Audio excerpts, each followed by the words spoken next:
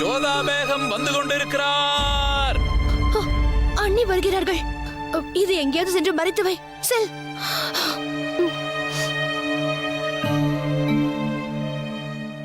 அண்ணி. சலாம் அண்ணி. வணக்கம். எப்படி இருக்கிறாய் பக்ஷி பானு? உன்னைத்தான் சந்திக்க வேண்டும் என்று நினைத்தேன். மோதிபாய் என்னிடம் கூறினாள். விஷத்தை அருந்திய பிறகு நான் மரணத்தின் பிடியில் சிக்கிக் கொண்டேன். அப்போது நீ எனக்காக பிரார்த்தனை செய்தாயாமே.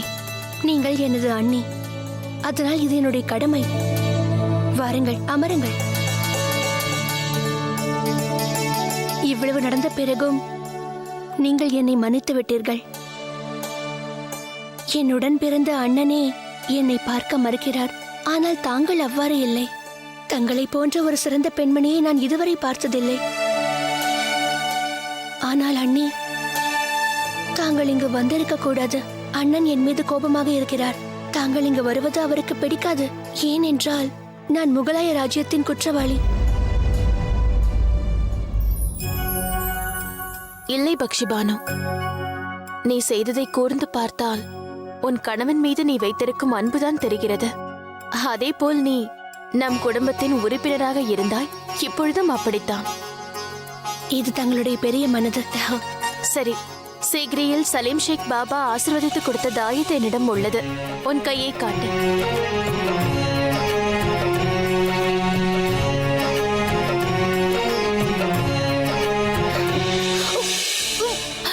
என்னாயிற்று பக்ஷி பானு? உனக்கு என்ன ஆயிற்று?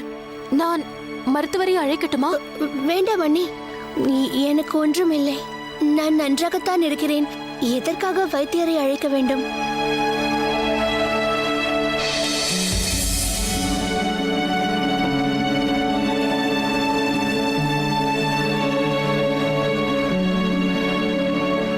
பக்ஷி பானு, நீ என்னிடம் எதுவும் மறைக்கவில்லை என்று நினைக்கிறேன். எதுவாக இருந்தாலும் கூறு. என்ன விஷயம்?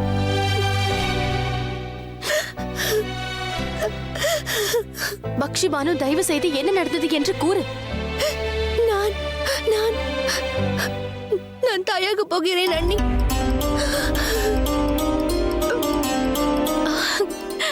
பக்ஷி பானு, இது உண்மையிலேயே மகிழ்ச்சியான விஷயம். இதை நினைத்து உன் முகத்தில் மகிழ்ச்சி பொங்க வேண்டும். இவ்வாறு அழக்கூடாது. உடனே சென்று இதை அனைவரிடமும் கூறுகிறேன். வேண்டாம் வேண்டாம் அண்ணி, இது யாரிடமும் கூற வேண்டாம். இதை கேள்விப்பட்டால் அண்ணன் மகிழ்ச்சி அடைய மாட்டார், பெரும் கோபப்படுவார். என் கணவர் ஷெரீஃபுதீன் அவருக்கு குற்றவாளி. அண்ணி, யாரிடமும் கூற மாட்டேன் என்று எனக்கு சத்தியம் செய்து கொடுங்கள்.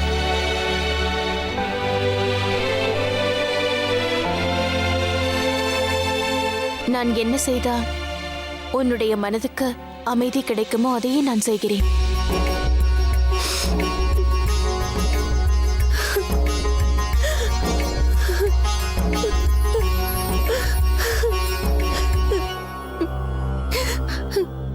என்னால் எப்படி மகிழ்ச்சியாக இருக்க முடியும் அண்ணி? நான் எந்த குழந்தைக்கு தாயாக போகிறேன் என்றால் அந்த குழந்தையின் தந்தை இந்த ராஜ்யத்தின் குற்றவாளி. அவரை துரோகி என்பார்கள். அவர் சிறைச்சாலையில் இருக்கிறார். பக்ஷி பானு, உனக்கு நான் வாக்களிக்கிறேன். ஷெரீஃபுதீனை விடுவிப்பதற்காக நான் முடிந்த முயற்சிகளை செய்கிறேன். அண்ணன் என்னை என்றும் மன்னிக்க மாட்டார் அண்ணி, எப்பொழுதுமே.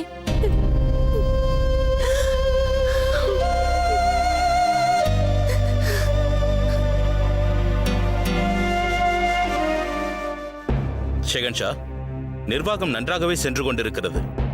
ஆனால் சில பிரச்சனைகளும் இதற்கிடையில் எழுந்துள்ளது. மேவாடிலிருந்து வந்த செய்தி மகிழ்ச்சிகரமாக இல்லை. ராஜபுத்திரர்கள் அவர்களுடைய நண்பர்களோடு கைகோர்த்து நம்மீது போர் தொடுக்க முயற்சித்திருக்கிறார்களாம்.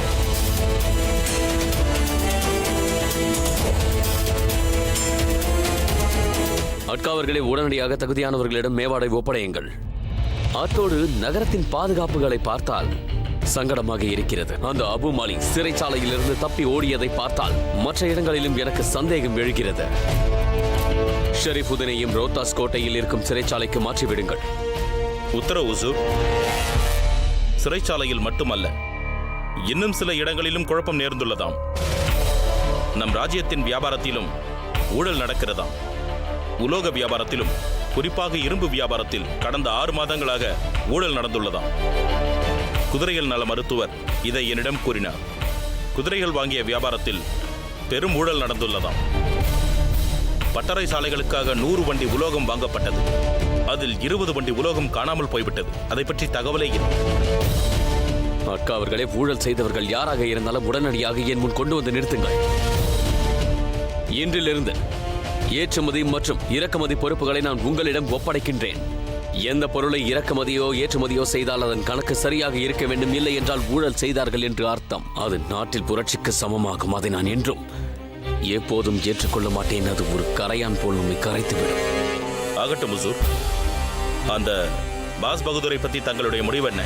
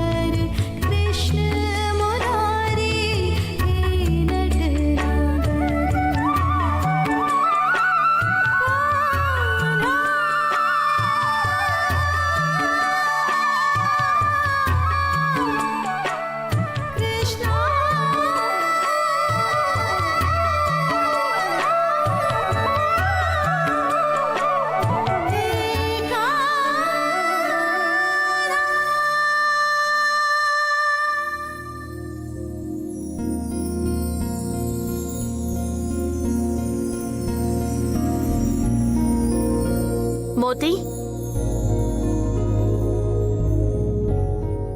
பிரசாதத்தை அனைவருக்கும் கொடு. ஜோதா பேகம், எனக்கும் ஏதாவது பிரசாதம் கிடைக்குமா?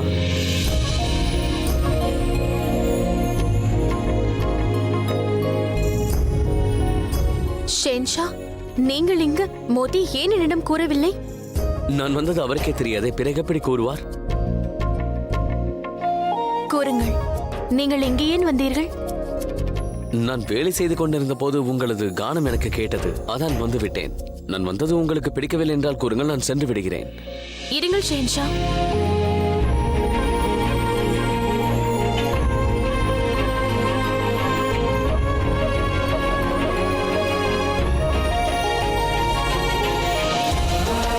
மன்னித்து விடுங்கள், உங்கள் கையை பிடித்து விட்டேன்.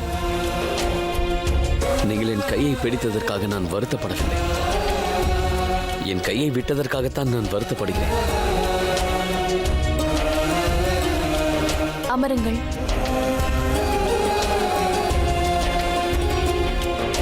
நாம் இருவரும் சென்ற அந்த நீண்ட பயணம் நன்றாக இருந்ததல்லவா ஜோதா பேகம்? அந்த யாத்திரையை என்னால மறக்க முடியவில்லை ஷேன்ஷா. அதில் உங்களுக்கு பிடித்தது எது? பயணமா இல்லை என்னோடு இருந்ததா?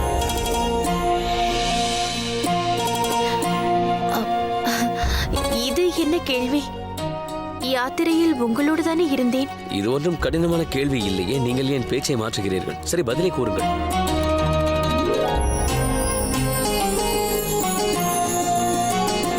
மோதி, என் கேள்விக்கு அவர் பதில் அல்ல. நீங்கள் அமைதியாக இருங்கள்.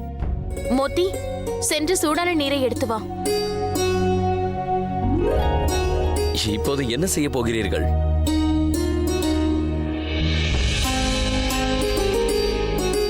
நீங்கள் வேண்டிக் கொண்டது எனக்காக. அவ்வளவு தூரம் பிரயாணமும் செய்தீர்கள்.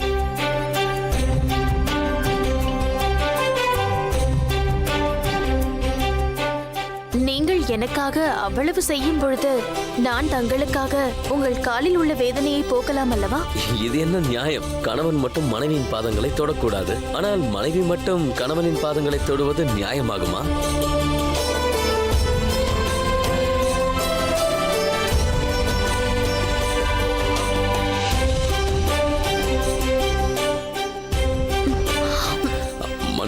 ஜோதா பேகம் எனக்கு கூசுகின்றது. ஷெஹன்ஷா, ஒரு விஷயம் கூறட்டுமா? எனக்கு ஒரு தோழி இருக்கிறாள். பாவம், தன் கணவனை பிரிந்திருக்கிறாள். சுற்றி வளைக்காமல் நேரடியாகவே தாங்கள் கூறலாமே. ஏன் அவ்வாறு கேட்கிறீர்கள்? இப்போதுதான் உங்களை புரிந்து கொள்ள ஆரம்பித்திருக்கிறேன். உங்கள் முகத்தை பார்த்தால் மகிழ்ச்சியாக இருப்பது போல் தெரிகிறது, ஆனால் விஷயத்தை கூற மறுக்கிறீர்கள்.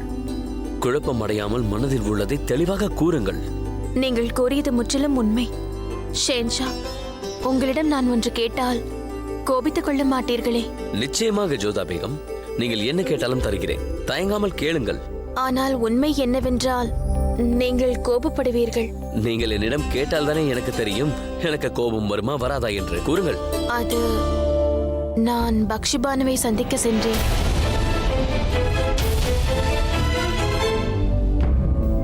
ஜோதா பேகம், தங்களுக்கே தெரியும் அல்லவா, பக்ஷிபானு முகலாய ராஜ்யத்தின் குற்றவாளி. அது நான் சலீம் ஷேக் பாபாவின் பிரசாதத்தை தருவதற்காக சென்றேன். அப்பொழுது உங்கள் தங்கை மனம் விட்டு என்னிடம் மன்னிப்பு கேட்டாள். அவளை சந்தித்து தாங்கள் தவறு செய்து விட்டீர்கள் ஜோதா பேகம். ஷெஹன்ஷா, பக்ஷிபானு கர்ப்பமாக இருக்கிறாள். அவள் தாயாக போகிறாள். என நான் தாய்மாமனாக போகிறேனா?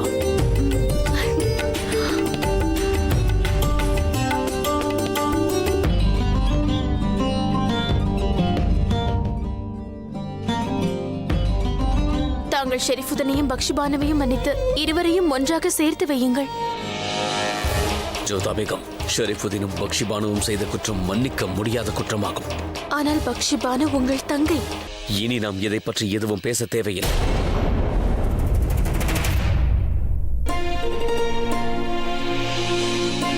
ஒரு கணம் தங்களுக்கு இதயத்தில் அவ்வளவு அன்பு வருகிறது, அடுத்த கணமே எரிமலையாக வெடிக்கிறீர்கள். ஏன் ஷெஹன்ஷா, ஏன்? ஜோதா பேகம் போன்ற ராஜபுத்திரி இவ்வாறு நன்றியை மறப்பார் என்று நான் கனவிலும் நினைத்து பார்க்கவில்லை. ஜோதா பேகம், உங்களை நான் முழுமையாக நம்பியிருந்தேன். நீங்களும் என்னை ஏமாற்றி விட்டீர்கள். உசூர், இவ்வளவு நாட்கள் எங்கே சென்றிருந்தார்? என்ன செய்தி கூறு. மன்னிக்க வேண்டும் உசூர். சிறையிலிருந்து அபுமாலி தப்பித்ததிலிருந்து பாதுகாப்பு அதிகரித்து விட்டது. எனவேதான் வருவதற்கு தாமதமாகிவிட்டது. இப்போது ஒரு கெட்ட செய்தி உசூர். கெட்ட செய்தியா? ஆம், சிறையில் இருக்கும் அனைத்து கைதிகளையும், அதாவது உங்களையும் சேர்த்து ரோத்தாசிங் கோட்டைக்கு மாற்றப் போகிறார்கள். ஏனென்றால் மீண்டும் ஒரு சம்பவம் அப்படி நடக்கக்கூடாது என்று. அவ்வாறு நடக்கக்கூடாது. ஒருவேளை ரோத்தா சிங் கோட்டையில் அடைத்து விட்டால் பிறகு அங்கிருந்து தப்பிப்பது இயலாமல் போய்விடும். ஜோதா பேகம், நீங்கள் செய்தது சிறிதும் சரியல்ல. ஒரு நல்ல செய்தியும் இருக்கின்றது உசூர். அச்செய்தியை நான் தங்களுக்கு முன்பே கூறியிருக்க வேண்டும். கேட்டிருந்தால் மிகவும் மகிழ்ந்திருப்பீர்கள். அந்த செய்தி என்ன என்பதை தாமதிக்காமல் விரைவாக கூறு. என்ன அந்த நல்ல செய்தி? பேகம் பக்ஷிபானு. பக்ஷிபானுவுக்கு என்ன வாயிற்று? உசூர், அவர் தாயாக போகிறார்.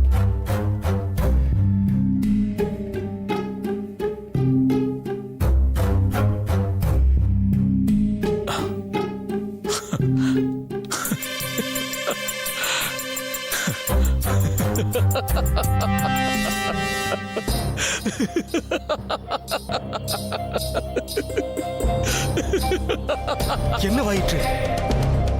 ஒரு பெண் ஒருவனை மனதார காதலிக்கும் போது அவனுடைய கெட்ட காலமும் மோசமான சூழ்நிலையும் அகன்று அவன் மிகவும் அதிர்ஷ்டக்காரனாகின்றான்.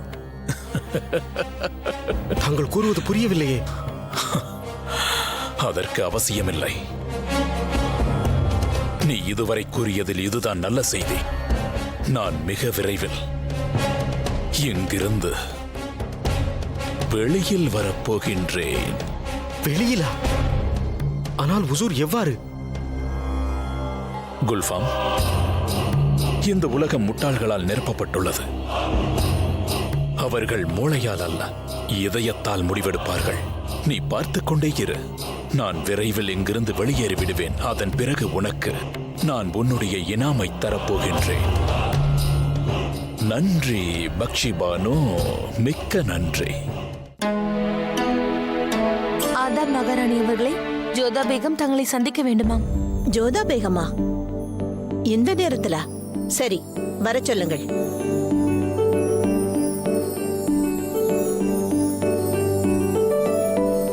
வணக்கம் அத்தை. நன்றாக இரம்மா. என்னை மன்னித்து விடுங்கள். இது தாங்கள் ஓய்வெடுக்கும் நேரம் அல்லவா? நான் பிறகு வருகிறேன். இல்லை ஜோதா, நீ இந்த நேரத்தில் வந்திருக்கிறாய் என்றால் முக்கியமான விஷயமாகத்தான் இருக்கும். அமர் ஜோதா.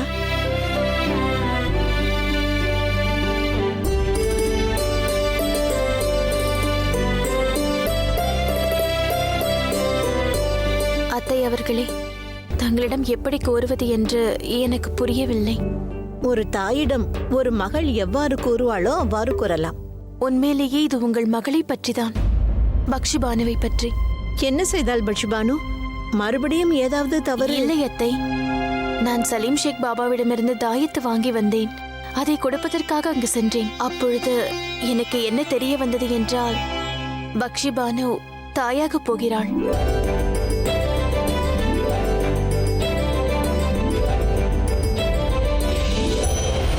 மகள் என்றால் ஜோதாவை போல இருக்க வேண்டும். ஜலால் உனக்காக என்னவெல்லாம் செய்திருக்கிறான். ஆனால் நீயோ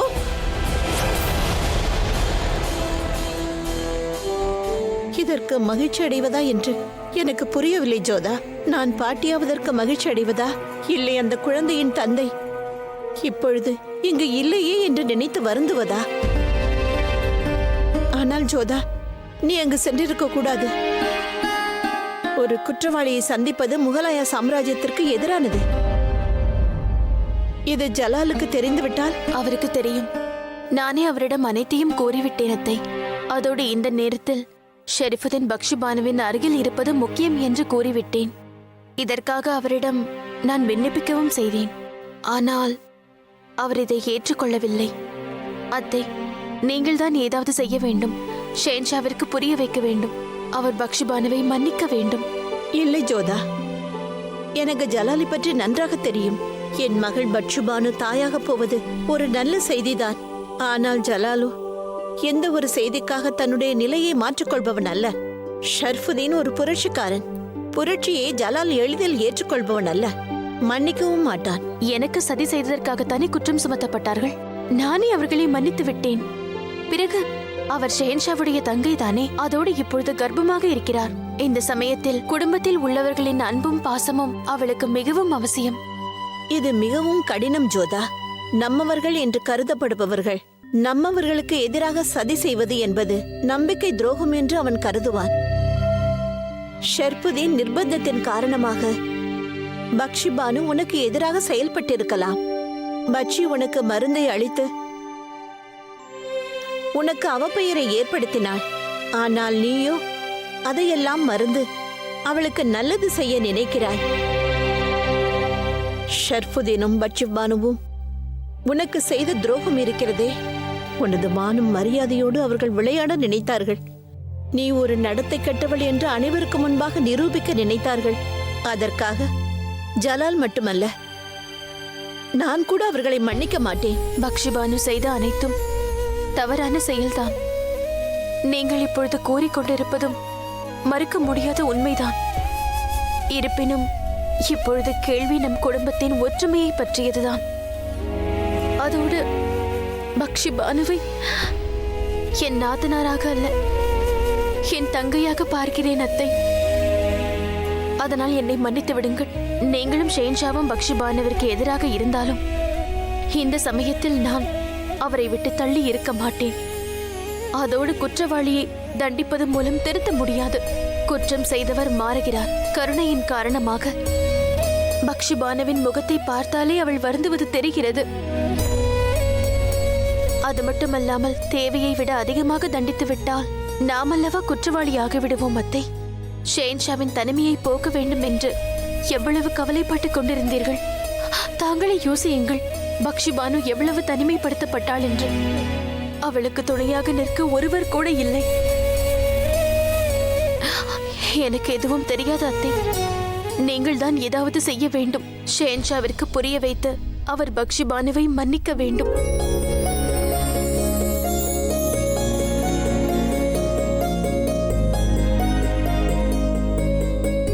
யாக்குதா, நான் தங்களை நோக்கி துவா செய்ததின் காரணமாக இந்த ஜோதா எனக்கு கிடைத்திருக்கிறாள். அம்மா ஜோதா, நீ மிகவும் புனிதமானவள் அம்மா. உன்னுடைய எண்ணங்களும் மிகவும் புனிதமானவை.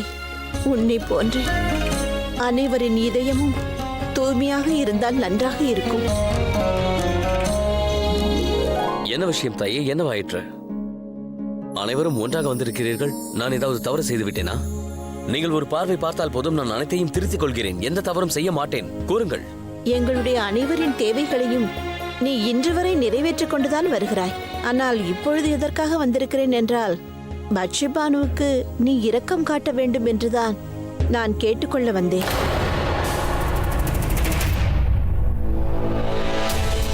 இங்கு பாருங்கள் தாயே, நீங்கள் எதை கூறினாலும் நான் மறுக்க மாட்டேன். ஆனால் நான் அவளை மன்னிக்க வேண்டும் என்றால் நீங்கள் என்னை மன்னிக்க வேண்டும். ஏனென்றால் நான் நம்பிக்கை துரோகியை மன்னிப்பதே இல்லை. அதுவும் என் வேகத்திற்கு அவப்பெயர் ஏற்படுத்தியவளை மன்னிக்க மாட்டேன்.